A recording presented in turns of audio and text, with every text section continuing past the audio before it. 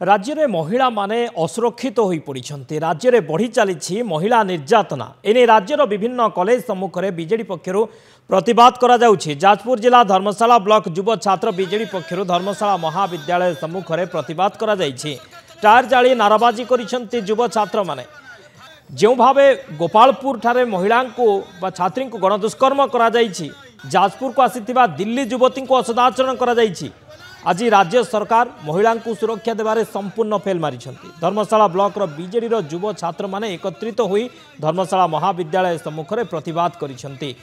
आगामी दिन में सरकार महिला को सुरक्षा न दे पारंती तेबे आंदोलन को आहुरी जोरदार करा जिवो बोली युव छात्र बीजेडी चेतावनी दैछि।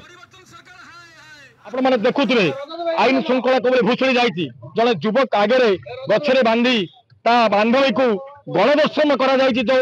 लोमहर्षक कहानी घटी सारा ओडिशा रे देखुथिबे केबे ओडिशा रे घटी नथिला खाली सेतिकी नुहे तपस्विनी दास बोल जने भौणी आमर देखुथिबे दिल्ली रे चाकरी करिछि तांकर जने बांधवी पूजा परदा बोली जने बांधवी से तांको सांगरे आसीथिले जाजपुर मां अभिष्ट देवी मां बिरजा को दर्शन करबा पई देखुथिबे बिरजा को दर्शन करि चलला पर से घर को फेरुचंती इज रास्ता रे गोड़े गोड़े तांको जो बड़ी भाबरे तांको निर्यातन दिया जाय आपण देखुथिबे लोक माने तांको उद्धार करिसंती नारी निर्यातन चाली सारा ओडिसा रे जाजपुर पई लज्जाजनक भितर विषय आमे समस्त युव छात्र माने एकजुट होइछु सेही परिप्रेक्षी आमे आज ए आंदोलन करूछु। गोपालपुर जन छात्री को गण दुष्कर्म करा जायछि खाली सेतिकी नुहे ए गोटे वर्ष भितर सारा राज्य रे 3000 गण दुष्कर्म प्रत्येक दिन 15टी गण दुष्कर्म नारी माने आज सुरक्षित नाहंती छात्र छात्री माने आज सुरक्षित नाहंती जो छात्री माने आज बाहर को पढ़िया पई जाउथिले घर बाहर की बापा माँ माने सुरक्षित छाड़ुले दीर्घ 24 वर्ष होलानी से पाठ पढ़ुले किंतु आज गोटे गोपालपुर साधारण